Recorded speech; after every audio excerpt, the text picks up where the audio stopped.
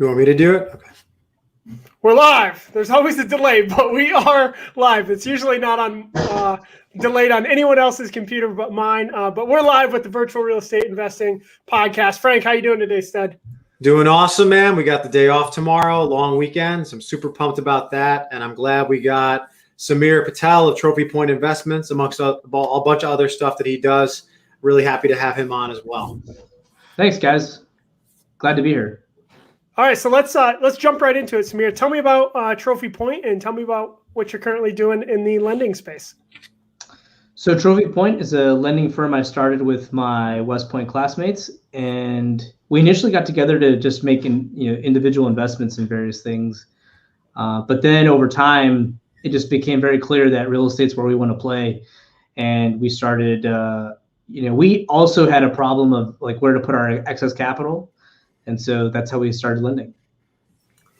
And you previously were involved in more commercial real estate investments before you kind of launched a single family lending arm.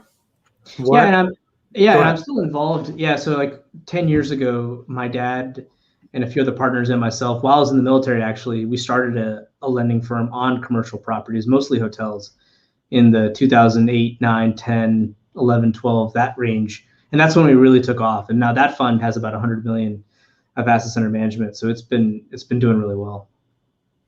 So I had to ask then, you have this big, successful, awesome fund that you've been working on for years and years.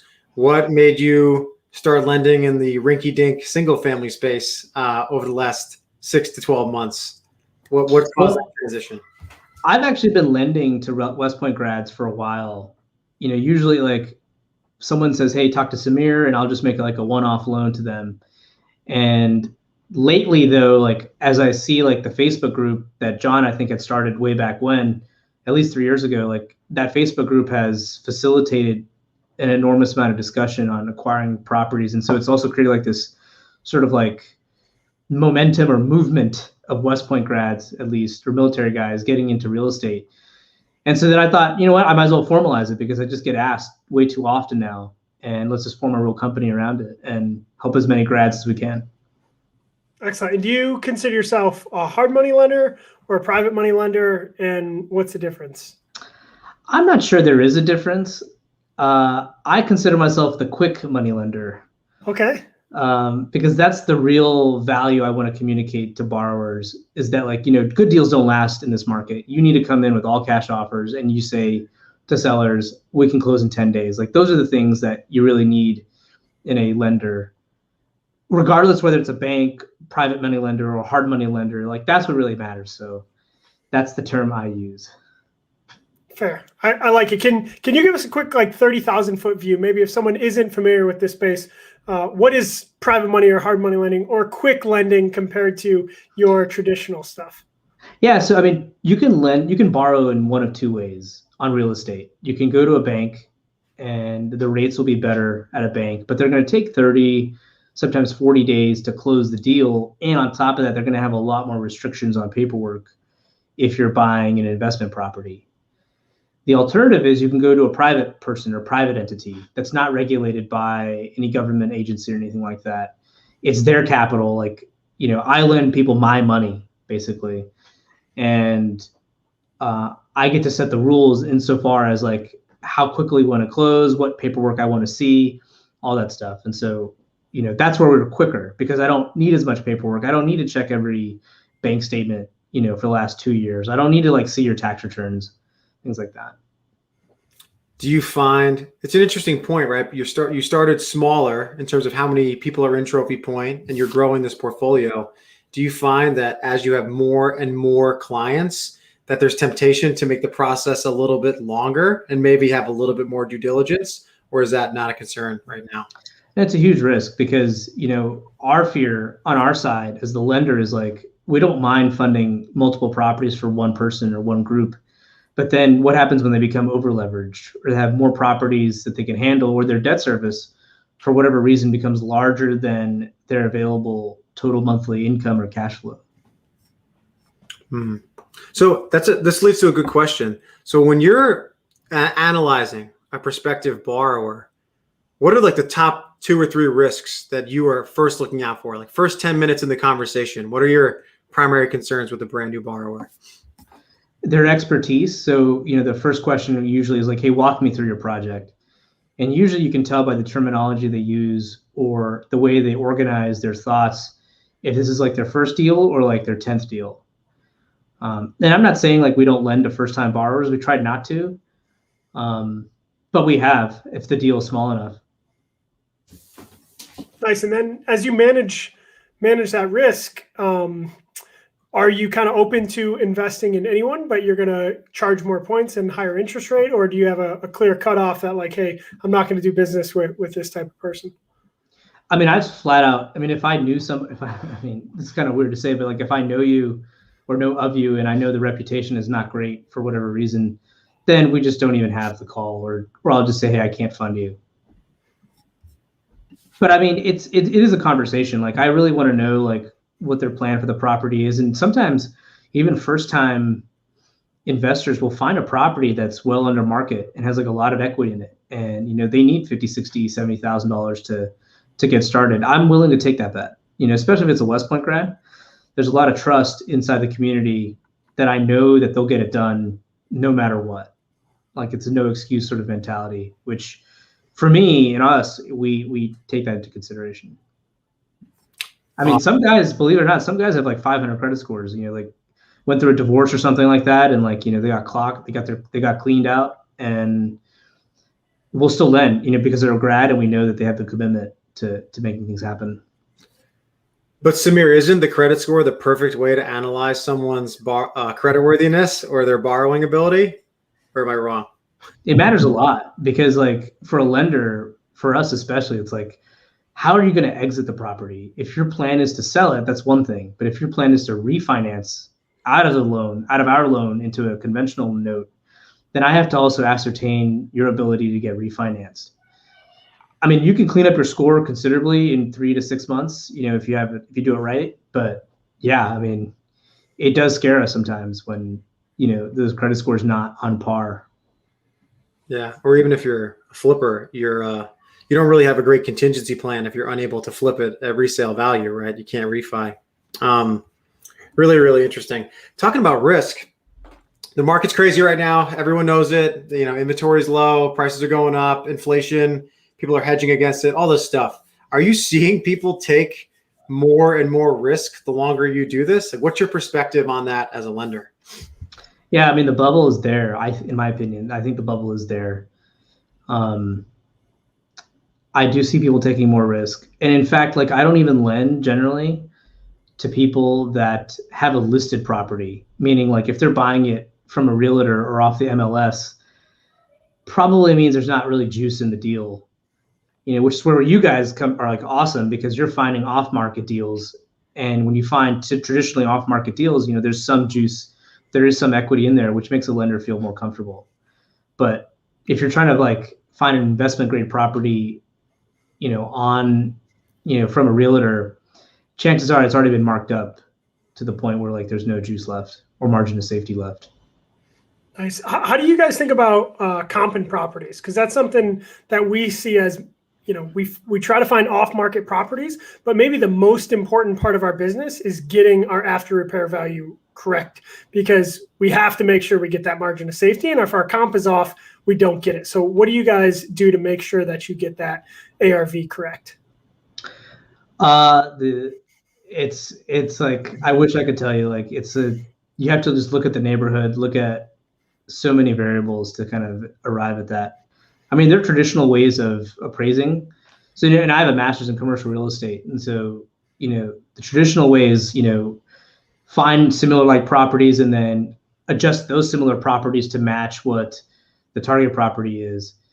Or you could do like a square foot analysis to say, hey, look, every house in this neighborhood is at least 100 square feet, $100 per square foot. And that might be a loose basis, but it's not a precise business at all. It's very directionally focused. So you just got to make sure you're on the right direction, on the right side of it. Yeah. Do you find it common where people are bringing you deals and they have super inflated ARVs and super underestimated rehab costs? How often are you seeing that? I mean, that's where the conversation is. Like, I can tell within the first 5 minutes, like how experienced they are, and if what I'm hearing from them in the first 5 minutes indicates that they're new to it, then we really, really want to like look at the plan more closely, especially on the rehabs. Like, I've been there. I've lived that life where like you thought, hey, it's a $25,000 rehab, but it now turns into a $50,000 rehab. All because we miss certain systems. So like the experienced investor knows like what the major systems are to cover and mitigates that, or like they include in the plan and they're upfront about it. Gotcha. Let's turn back time a little bit then, and tell us how you got to where you are now. How do you feel confident kind of having these conversations? How'd you earn your stripes in real estate, and what led you to getting a master's in commercial real estate? I mean, I've been in real estate, I think, my entire adult life in some capacity. I bought my first property when I was at West Point as a cow. And from there, I learned a ton about, how real estate operates. It was a hotel, actually. It was a 70-room hotel. And I learned a ton about real estate as a business and real estate as an asset. And I think people don't necessarily recognize those two things as being different. And I believe there's no such thing as passive income. I know a lot of folks tout that as real estate coaches and gurus and stuff like that, but I don't believe that at all.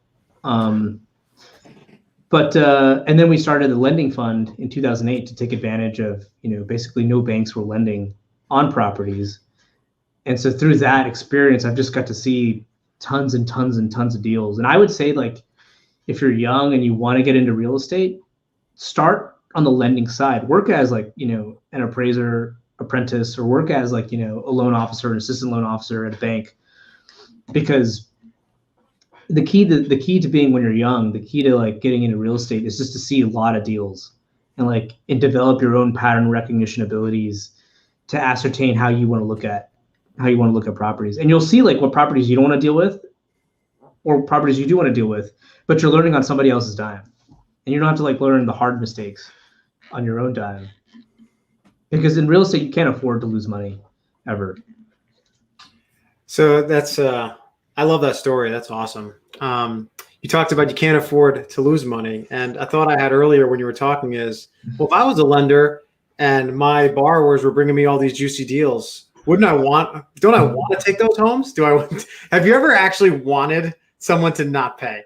I really want to get the lender's perspective there, because I foolishly, as a flipper, think, oh, I would love to get those deals at a discount. But I'm sure your perspective might be different, so I was curious. Well, I'll say this: I want every borrower to succeed. So, I'm a member of like a private lenders association, and in our ethics pledge is that we never make a loan with the intent that the borrower is going to fail for the purpose of foreclosing. I think that's not ethically a way to operate. But yeah, I mean, I admire, like, you guys do a really good job of finding good deals to begin with. So, and I admire what you find. I'm not hoping you fail, but if you do, then I'm here to make sure that the property doesn't go into disrepair. I like it. I want to dig in a little bit. Real estate as an investment versus real estate as a business. I think that could open a can of worms, but I'd love for you to expound a little bit on your thoughts there.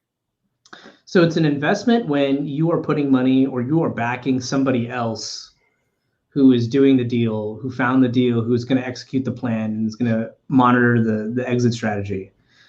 And you're like, that's it, right? You've just made an investment, right?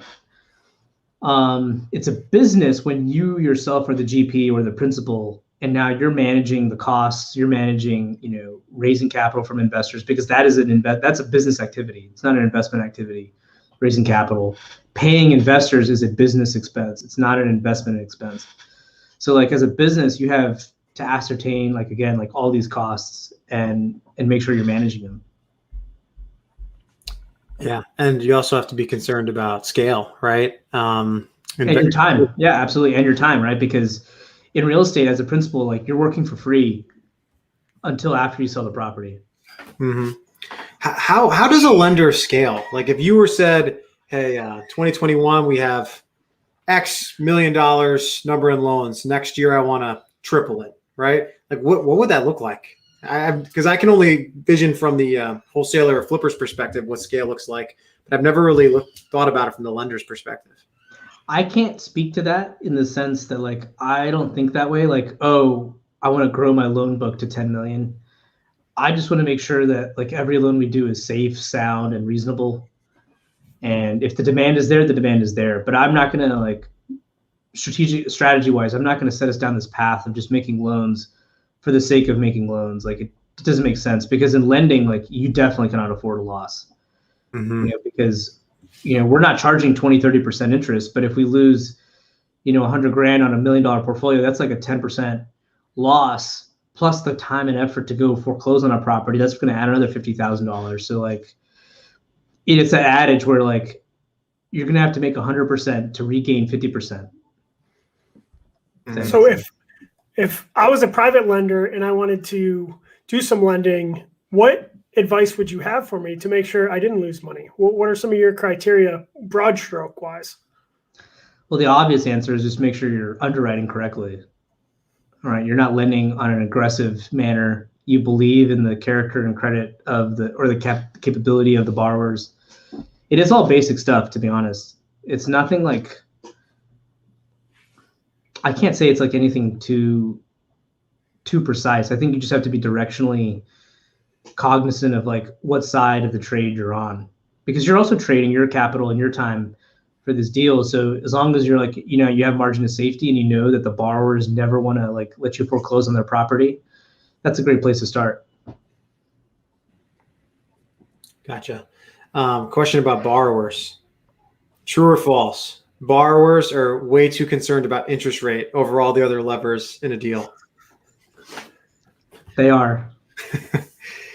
So if you were a borrower, and you were doing a flip, let's say the cost of acquisition on the rehab was $150,000, 3-month project, like what would you go in and prioritize? Like points, interest rates, LTV. Like if you were a borrower, what would you think is the best for that flipper?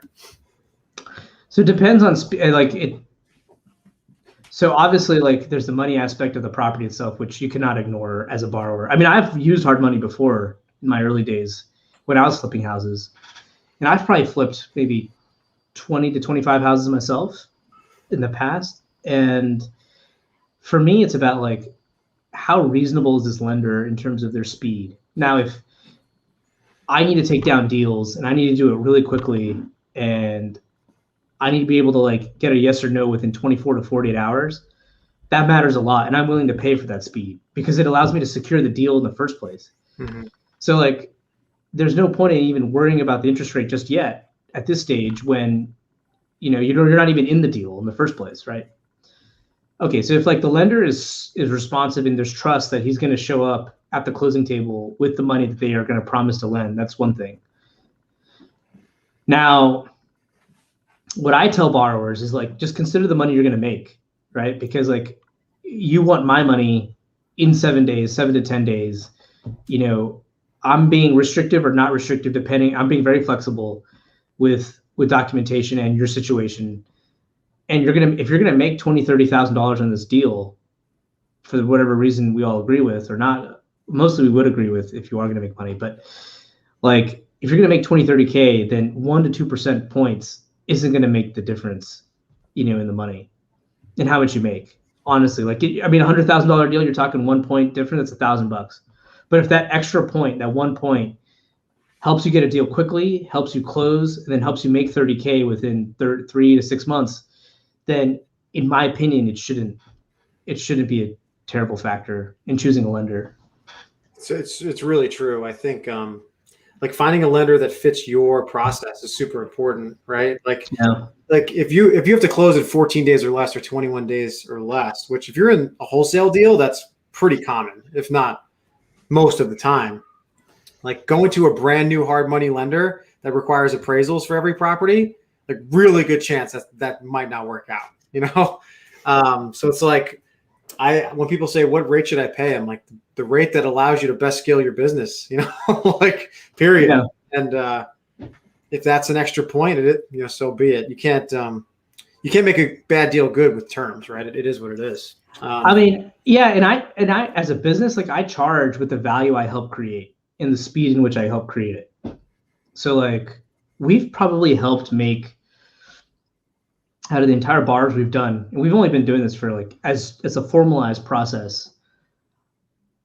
We've probably helped make more than $1 million in value in the last 6 months alone, I would say conservatively. And we've probably helped make like more than that if you consider all the loans that I was making prior to that in a passive sort of way or in a non-formal sort of way. And I feel like, hey, I'm taking the risk, and like, you know, the way we do things is pretty streamlined. And so like, I think we're helping create a lot of value. So we should share in some degree to that, reasonably speaking. Absolutely. I love it. I'm not complaining about any of the terms, and you're our primary lender. So clearly we're loving it. You've helped us build our business for sure. As you look at your business, you've primarily lent to West Pointers. And although we've got a decent West Point contingent of our listeners, there's a bunch of listeners that haven't gone to West Point. So any interest in lending outside of just the West Point network, Samir? Yeah, I mean, we are starting to look at deals with non-West Pointers already. Military officers in military markets or a non-military person buying in a military market. We are starting to look at those deals as well. And I think it's a natural progression for us. Oh, you're on mute, Frank. Got him. What about military markets in general make it attractive to you as a lender? So we look for safety, right? We know that military markets traditionally have higher, I think the houses maintain their value a little bit better. And it's like the worst case, right? If I have to foreclose on a property and I have to rent it out, will I have a higher chance of renting it out at a decent rental rate until I figure out what to do with the property, right? I don't want to necessarily do a fire sale on a property that I have foreclosed. If I have to, I will, but I don't want to do that. So that's when, like, you know, what does a rental market look like for that particular property? And so military markets are probably one of the best for that. University is also another perennial good type of market. Landlord cities for sure. Yeah. What other things are you planning on for the rest of 2021? You have your lending business, you have your commercial business. What else is Samir Patel going to be focusing on for the next 3 quarters? Business-wise? Could be personal. Let's open it up. You know, it could be either or. You pick. No, I think lending is like my main focus. Like I've been involved in several other businesses and investing, and now that we are growing, I've been in this situation before where we go from like 1 million in assets to like 5-10 million in assets, and you really have to, when you do that, you really have to spend a lot of time getting the DNA right of our process and our business, because it is a real business. It's not like set it and forget it. It's like there's so many other things that happen even during the loan. And so like a process has to be built around all that, you know, because if we don't spend time on the process now, then that DNA is going to, like, those imperfections in the DNA of our business are going to like show up later. And you don't want that when you're at $10 million. Mm-hmm. Nice. And then what about loan products? You think it'll kind of match the market, or you think kind of the short-term money is where it's at now, or any interest in portfolio loans or some of the other kind of products that people are offering? We'll see. All I can say is we'll be flexible, and like it's whatever like the market wants. And if the market's asking for products that I'm myself comfortable with the risk and my timelines and our timelines, then we'll do that. Let's talk about the market a little bit, right? Like it, in my opinion, was suppressed throughout COVID, right? And we were anticipating a strong first quarter, and I think it blew our expectations. The market is so hot right now, and we're primarily Texas, Southeast United States. It's crazy. What's your take on it? I agree with you that it's crazy. Like I really did not anticipate this type of demand. But I think it's like also guys like yourself are also creating a market too, right? Like COVID definitely set back a lot of people, and they want to sell their properties, or people are dying and just natural aging. And so like the way you guys source and acquire properties, you know, with your systems, like you're creating a market essentially. And I think technology, though, has also enabled guys like you to do a whole lot more that you would have otherwise been able to, let's say, even 5 years ago. Yeah, I mean, it's a secondary market, right? It's a lot like the primary one, right? It's got supply and demand. It's got lending rates. It's got, ways to pump liquidity in. And just like the primary market, you could argue right now that there's irrational buyers, right? Like people are paying just as much on the secondary market in some cases as the primary, which is kind of nuts. The other thing I'll say is that like when the Fed started raising interest rates, I think it created like this mental effect in buyers that were on the fence to start jumping in because like we don't want to lose these like awesome interest rates. So we're willing to pay an extra 25, 50K above asking even in order to secure a property because they're just so afraid of that rate. Yeah. And that's like a typical consumer behavior, like mindset. I'm like, I don't know. I don't subscribe to it, but that's what's initially happened. So you're not predicting doom of the market in 2021.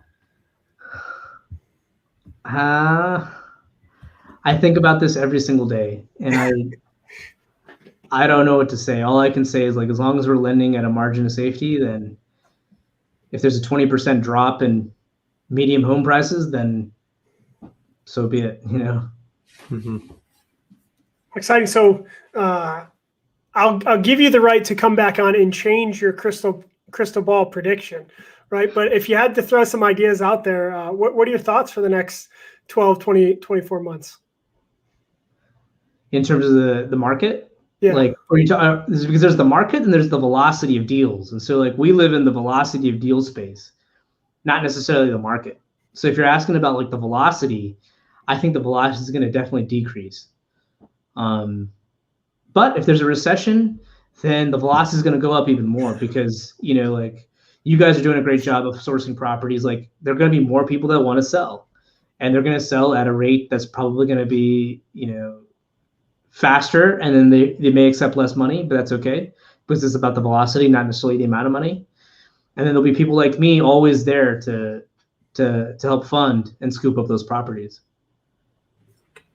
Very, very good. I want to go back to something you said before I asked you what's on the docket for the rest of 2021, and you said personally. So I feel like there was a story there. So what personally is going on? I felt like I cut you off before. I've got something big coming on, but like I really don't want to like talk about it publicly just yet until it happens or until it's really going to be real. But I am getting like my MBA on the side as well on weekends, so like I'm looking forward to getting that wrapped up. Awesome. Is it? I'm going to take a guess. Do you have a Netflix show coming out? No. No, I don't. No, nothing like that. No, not yet. Gotcha. Good. So interesting. Going back to MBA, right? Like you've got some solid business entrepreneurial experience. You go back to get an MBA. What was your motivation for that, and how does it feel to be, maybe at a different caliber than some of your peers? I'm not sure where you're getting the MBA, but what has that experience been like for you? I'm doing the MBA to grow my network and to like formalize and refine my framework in which I look at the world. Because I'm largely self-taught in the sense that like I draw upon the experiences of others or I draw upon my own experience. And I do want to grow, obviously, whether it's the lending business or my investments, I want to grow. And I just want to take in as much knowledge as I can, differing viewpoints, know a lot of cool people, especially here in Atlanta. And so I'm getting my MBA at Emory. And so I feel like it's always good to be in some form of training or school or course at any given time, at least most of the year. Nice. And then as you've been going hard in fast money lending for the last 6 months, what are some of the biggest things you've learned over the last 6 months? So this one's like a bigger one. Like I used to think that like, the goal is to be, worth X dollars amount, let's say 10 million, 20 million, right? And life would be great. But the biggest shift for me is like, what does the money purchase for me? Like this idea of abundance or sense of abundance from your wealth and like your income sources. Like for me, it's like, now let's like put a dollar value on like what I want to buy, right? Like I need a house. So, okay, that's like $600,000 probably. I want to be able to pay for my MBA. So that's another 120,000. Like I need to make sure my future kids, even though I don't have any kids, but like my future family is taken care of. That's probably worth, $1 million. Like those are things I'm actually purchasing or saving up for, right? And anything beyond that, I'm not so sure my quality of life is going to be better, right? Other than what is on the shopping list. That's awesome. That's awesome, man. So where do people find you, man? where do people go to get a bite of Samir? Well, they got to know cool guys like yourself to like know me. Well, if they're listening to our podcast, they're definitely cool dudes or dudettes. Yeah. We take them all. I actually like think it's great when people refer, because like I actually don't want to talk to everybody and I know that it sound a little weird, but like we get so many phone calls like daily, like you say your criteria, people still call you because I don't know, they're just not paying attention, or they hope that you'll change your mind. But I'll take every conversation I get, to be honest, referral or not. I'm just kidding. So Samir at trophypointinvestment.com is my email. And you can even call me at 404-723-8410. Usually just text me. And I've taken calls from everybody at midnight, 1 a.m. I've done it all. Nice. I can just imagine Frank calling you at like 2:00 in the morning and be like, Samir, you're not going to believe this. This house is in the middle of nowhere and it's got a $70,000 rehab, but we found it and we need a loan by tomorrow morning. We're submitting a home in Duncan, Oklahoma to Samir now. So there's a lot of truth in that statement. And I'm going to be like, hey, go talk to this guy named John Plumstead and see if he'll lend you the money. I like it. Well, cool, Samir. We really appreciate you coming on here. We appreciate everything you've done for our business. Thanks for coming on, and we have to continue to maybe have you on once a quarter, once every 6 months, as hopefully your lending business continues to grow, and hopefully our real estate business continues to grow. Thanks, guys. I mean, I admire what you guys have done. To be honest, I think it's great. Appreciate it. Thanks. All right, take care, everybody.